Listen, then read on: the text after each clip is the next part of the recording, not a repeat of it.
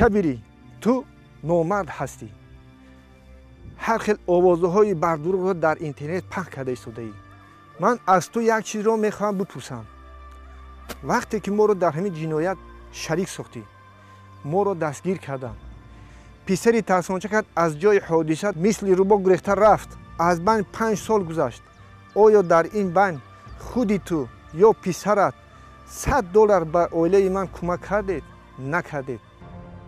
مگر تو نبودی که بیمارخانه سیرویتی که در ناحیه رودکی بود با نرخ ناچیز خریدی و با صدها نرخ قیمت او را فروخته، پولش را گرفته به فایده خود رساندی. امروز لاف میزنی که مردم تاجیکستان یا که دولت تاجیکستان از عهده پیشگیری کرونا ویروس نمیبراید یا اینکه پیشگیری کردن نمیتوند. این بنا امروز وجود میداشت، بنیاد میشد، صدها مردم تاجیک از اونجا شفا میافتند.